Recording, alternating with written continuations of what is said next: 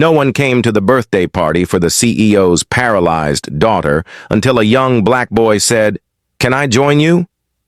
That simple moment of kindness would become the greatest lesson in justice a privileged family could ever receive. "Daddy, when are my friends going to arrive?" Emma's sweet voice echoed through the empty hall of the Mitchell mansion, where 24 pink balloons floated sadly above rows of empty chairs.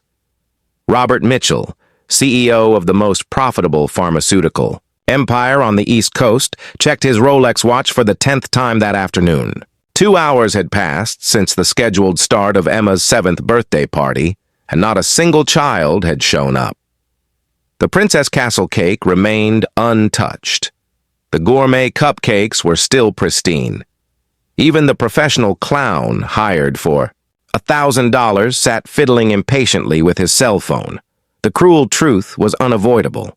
Since the accident that left Emma paraplegic 2 years ago, the families of Westfield's elite had quietly distanced themselves. The excuses were polite, but the prejudice was obvious. A wheelchair made them uncomfortable. They must be stuck. "In traffic, Princess," Robert said, forcing a smile as he adjusted his Italian tie and watched his daughter maneuver her custom-made wheelchair. Every movement was a painful reminder of Margaret, his late wife, who had died in the same crash that injured Emma. Just then the doorbell rang. Robert nearly sprinted to the front door, preparing his best executive smile, but when he opened it, his expression faltered.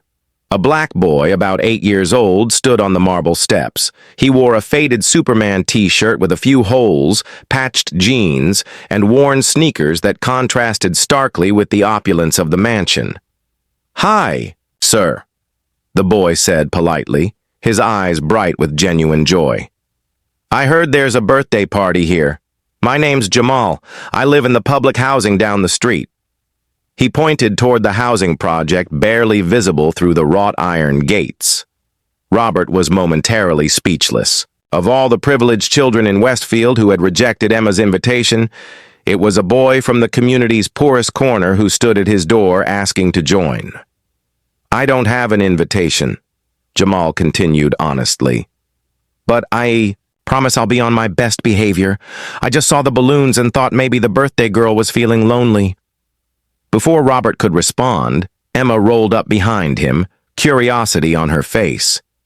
"Daddy, who is it?" Jamal smiled, revealing a missing front tooth. "Hi, you must be the birthday girl. Happy birthday. Sorry I don't have a present, but I can sing happy birthday really loud if you want." Emma laughed, really laughed, for the first time in months. "Do you really want to stay at my party?" she asked. "Of course I do. Birthday parties are the best thing ever." Robert watched in amazement.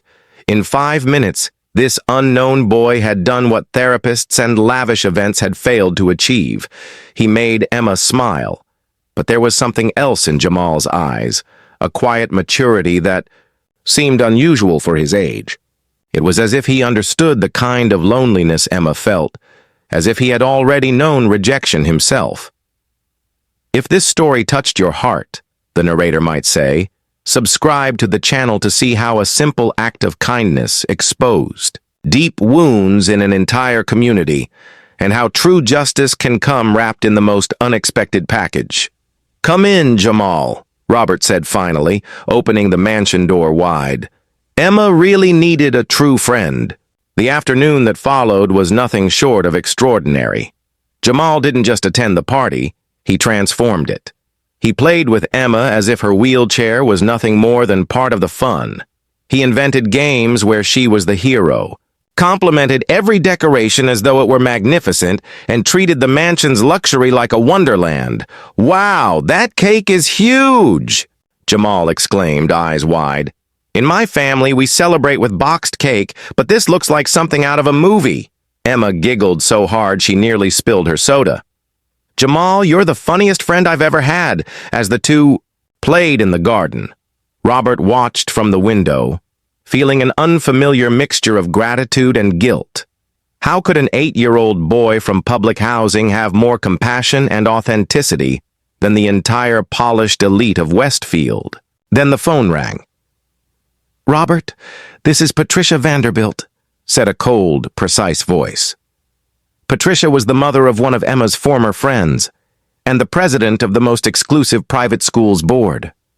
"I need to talk to you about a delicate matter." "What is it, Patricia?" "Well, some of the mothers have called me with concerns. They say there's a child playing on your property, a child who doesn't belong in our social circle."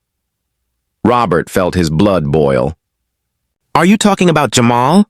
"The only boy who cared enough to come to my daughter's party?" "Robert, please understand our position. We have traditional families with certain standards. We don't want our children mixing with unsuitable elements, especially considering Emma's fragile state." Her words were venomous. "Inappropriate elements." "Patricia, you're talking about an 8-year-old boy." "A boy from that housing project. Robert, we all know what kind of people live there. Drugs, violence, broken homes. Do you really want Emma exposed to that?" Through the window, Robert could see Jamal carefully pushing Emma's wheelchair across the garden. They were laughing, pretending to be race car drivers. The sight was pure and joyful, an innocent friendship blooming, while venom dripped from the phone in his hand. "You know what, Patricia? Jamal has shown more class and manners in 2 hours than you have in years of friendship." "Robert, don't be naive. These people always have ulterior motives. They're probably already planning how to exploit his generosity." After he hung up the phone, Robert stood still, watching the children. For the first time in 2 years, Emma was genuinely happy, and he was being attacked for it. Later, as Jamal was getting ready to leave, something happened that Robert would never forget. Emma took her new friend's hand and said, "Jamal, are you coming back tomorrow?" "If my dad lets me, I'll be back every day," Jamal replied, smiling broadly. "What if people say bad things about you?" Emma asked. Jamal grew serious. For a moment, surprising maturity shining in his young eyes. "Emma, my grandmother always teaches me one important thing. People who judge by appearances can never see people's hearts. And people with good hearts don't care what bad people think." Robert felt a lump in his throat. This 8-year-old boy had more wisdom about human dignity than any of the multi-millionaire CEOs he knew. "Jamal," Robert said, kneeling to the boy's height. "You will always be welcome in this house, always." "Thank you, Mr. Mitchell. And don't worry about what people will say. My family has been through much worse, and we always come out stronger." There was something in the way Jamal said it that made Robert realize there was much more to that. Family then met the eye, a quiet strength, a dignity that neither poverty nor prejudice could break.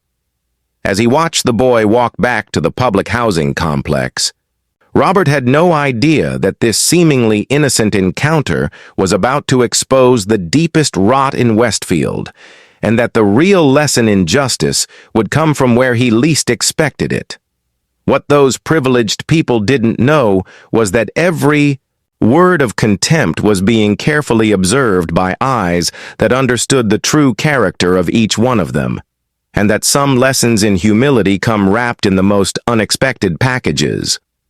In the days following Emma's party, the silent war against the Mitchell family intensified in a cruel and calculated manner. Patricia Vanderbilt mobilized her network of influence like a general organizing an army, and the attacks came from all sides simultaneously. The first strike was at Emma's private school. "Mr. Mitchell," said headmistress Helen Carstairs, during a frosty phone call Monday morning, "we've received some concerns from parents about inappropriate associations that may be affecting the school environment. Perhaps it would be best to reconsider some of Emma's friendships." "Are you referring to Jamal?" Robert asked, feeling anger rise in his chest. "Well, our institution has a reputation to uphold. Traditional families expect certain standards of social behavior." Robert slammed down the phone, but the attacks were just beginning. On Tuesday, his pharmaceutical company inexplicably lost 3 major contracts.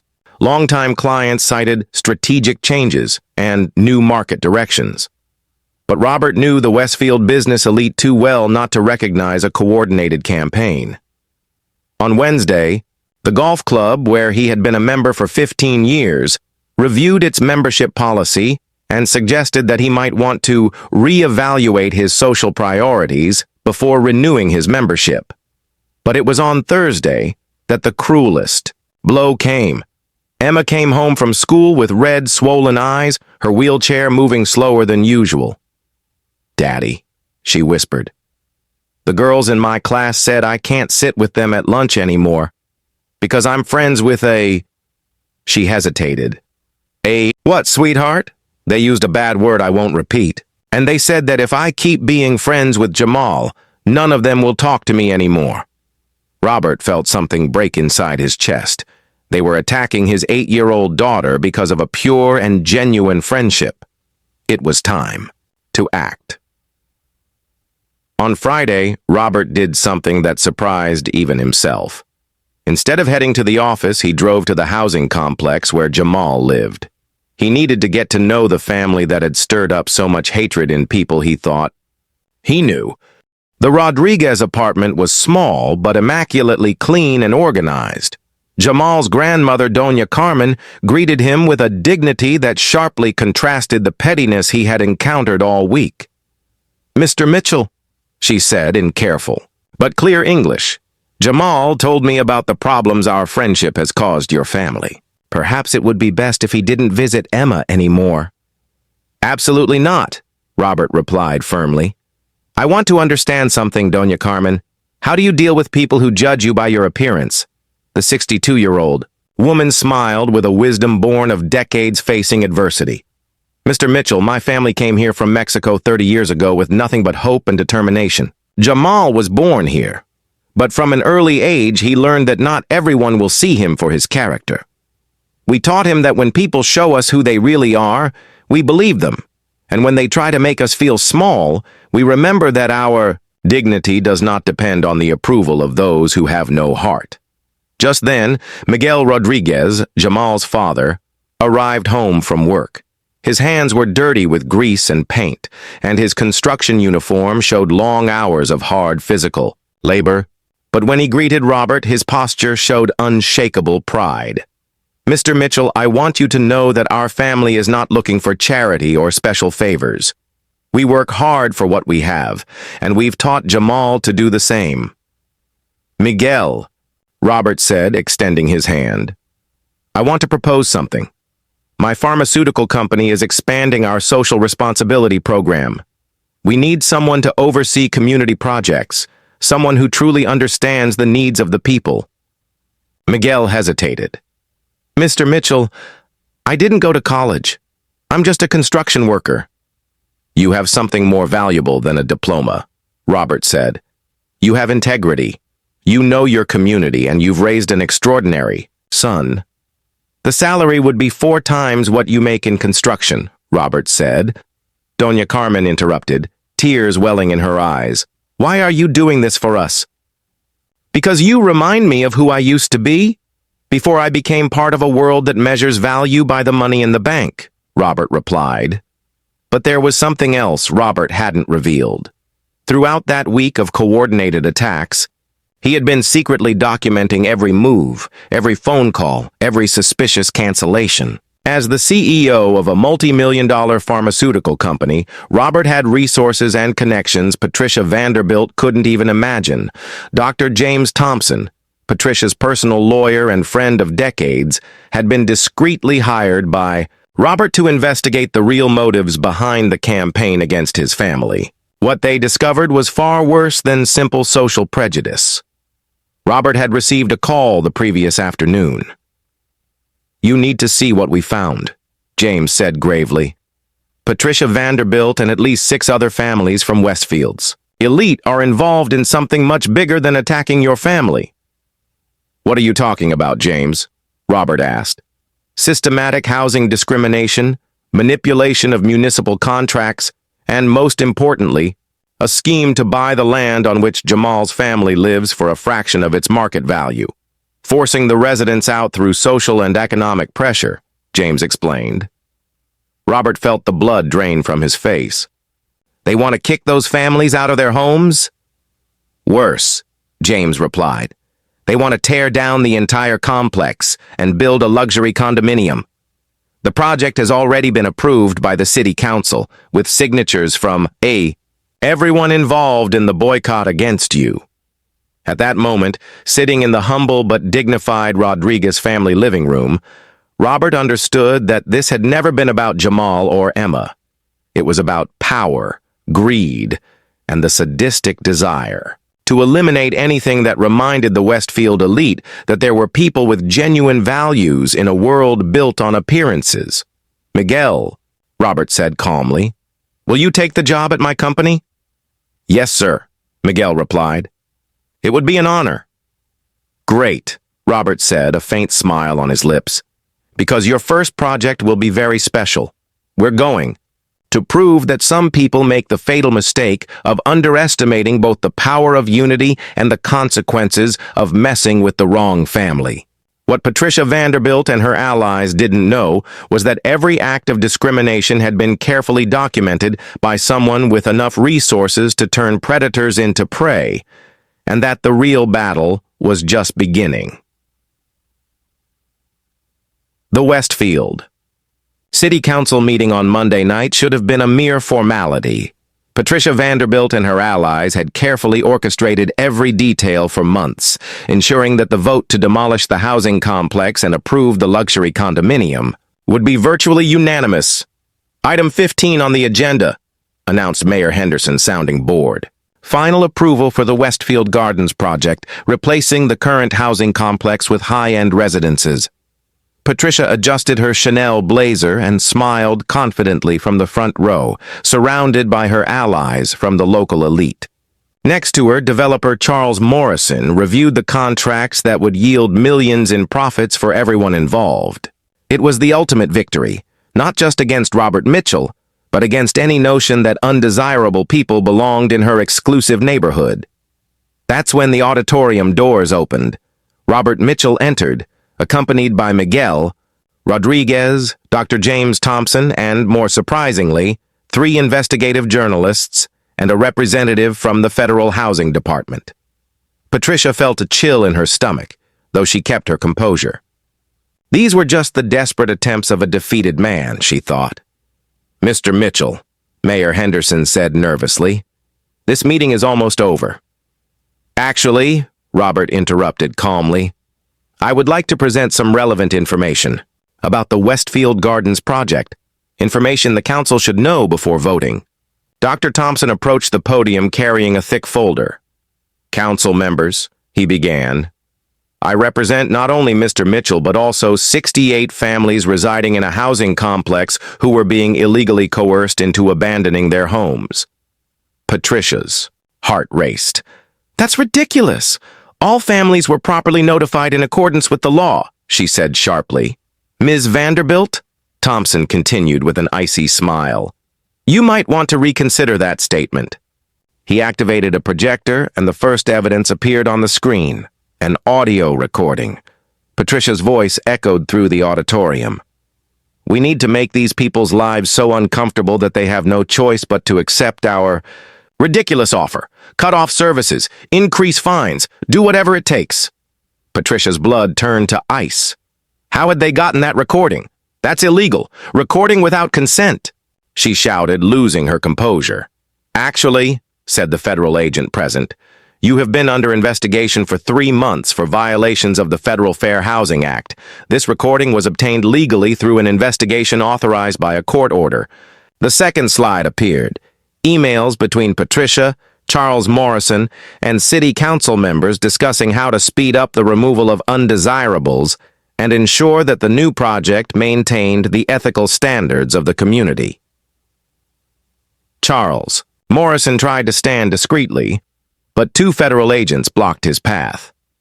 Mr. Morrison, Thompson continued relentlessly, would you like to explain to the council why your company offered only 30% of market value for the properties in the housing complex? The third revelation was devastating. falsified contracts, manipulated appraisals, and a coordinated scheme to defraud both the families and the city of millions of dollars. Robert finally stood, his voice calm but heavy with moral authority. For weeks, we have watched the same elite who consider themselves morally superior attack my family because my daughter befriended a poor black child. You used your influence to try to destroy my business, isolate my daughter at school, and socially exclude us. He pointed to Patricia, who was now visibly shaking. But your arrogance blinded you to one crucial detail. While you wasted time attacking a family for embracing diversity, I was meticulously documenting every illegal move you made. The fourth revelation was the most humiliating. Robert had secretly recorded phone conversations in which Patricia and others openly discussed their racial prejudices and plans to clean up Westfield of undesirable elements. Not only did you discriminate against the Rodriguez family and other families in that housing complex, Robert continued, you committed documented federal crimes that will result in imprisonment and total bankruptcy for everyone involved. Patricia tried one last desperate ploy. Robert, you're destroying an entire community because of hurt feelings. Miguel Rodriguez rose slowly, his unshakable dignity contrasting sharply with her desperation. Ma'am, my family came to this country 30 years ago with nothing but hope and a willingness to work. We never asked for charity or special favors. We only wanted the basic right to live in peace and raise our children with dignity. You turned this into a war because you can't accept that human value isn't measured by money or skin color, he continued, his voice growing stronger. Now you're going to learn that underestimating hardworking, decent people has consequences you never imagined. Mayor Henderson, realizing he was deeply embroiled in the scandal, tried to end the meeting abruptly, but federal agents were already handing out search warrants. Patricia Vanderbilt, the woman who had orchestrated a vicious campaign against an innocent family, was led out of the auditorium in handcuffs as camera flashes recorded every second of her public humiliation.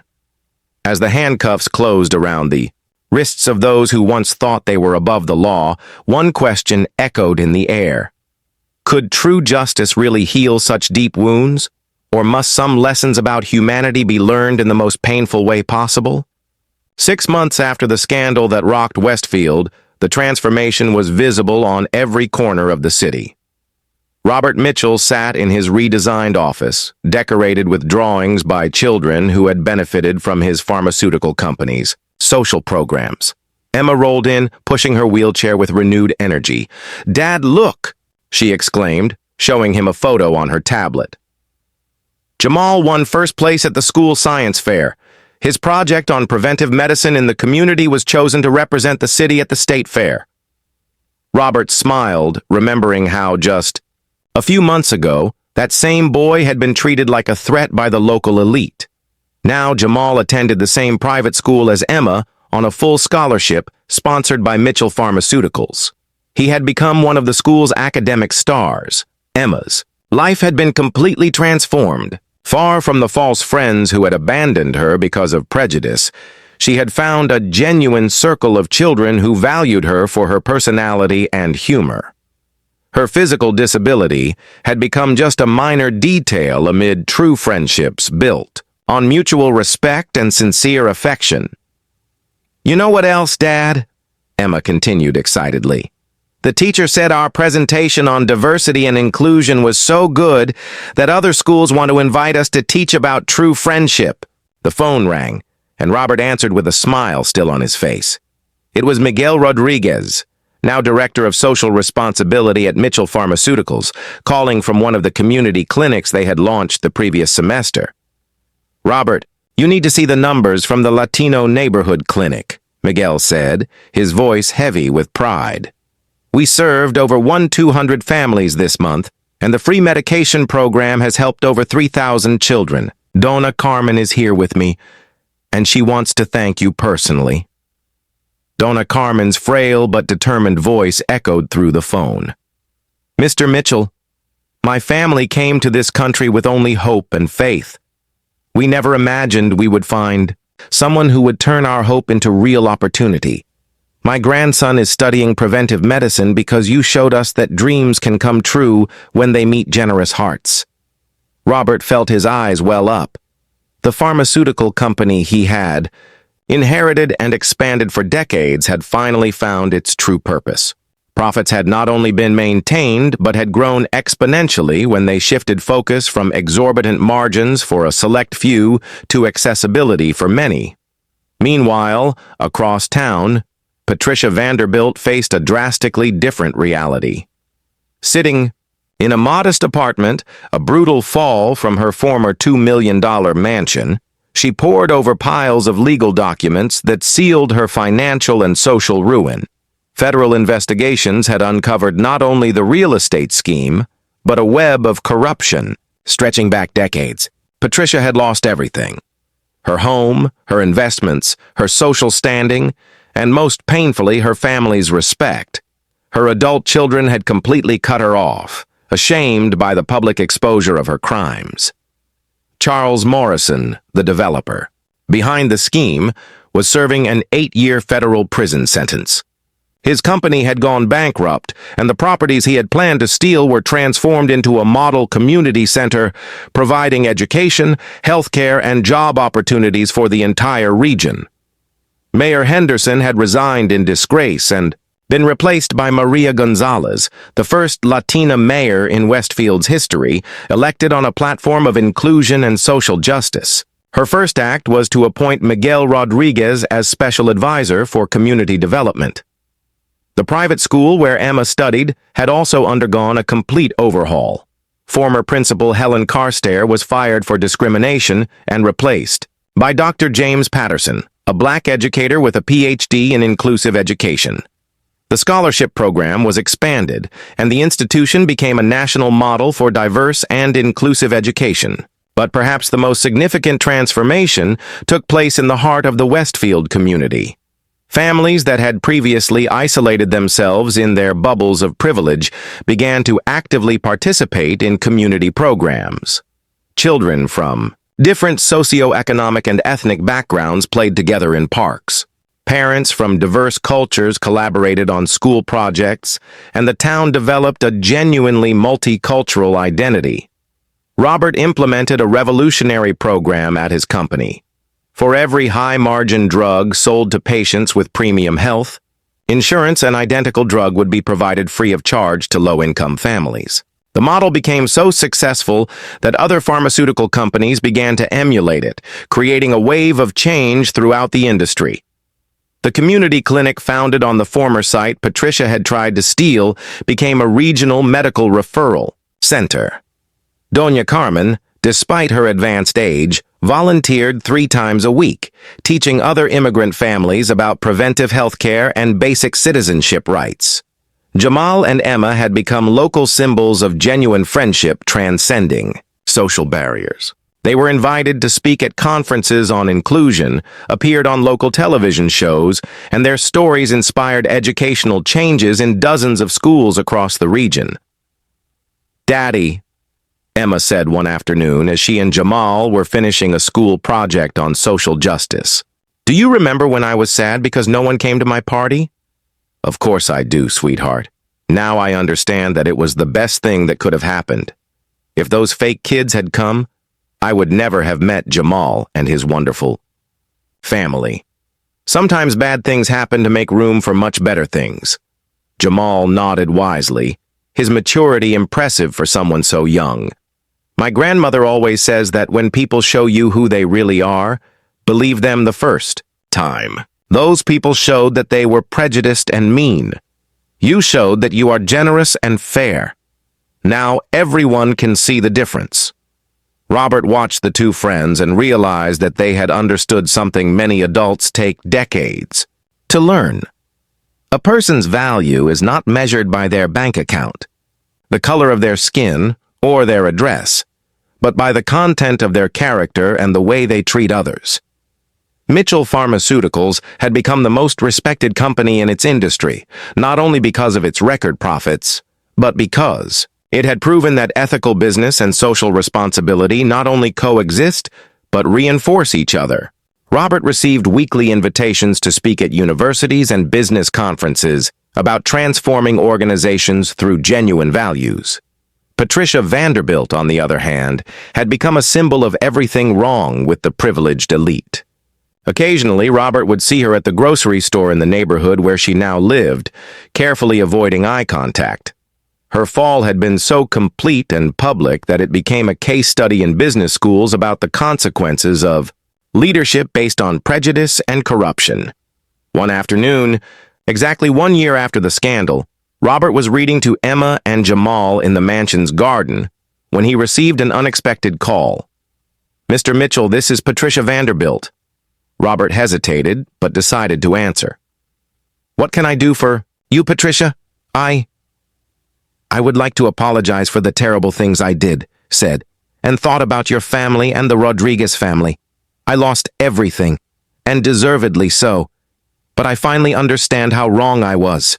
Patricia, I appreciate your words, but your apologies should go to the families you tried to harm, not to me. I've already done that. I wrote letters to Miguel, Carmen, and even little Jamal. I know I can never undo the harm I caused, but I wanted you to know that your family taught me a lesson I should have learned decades ago."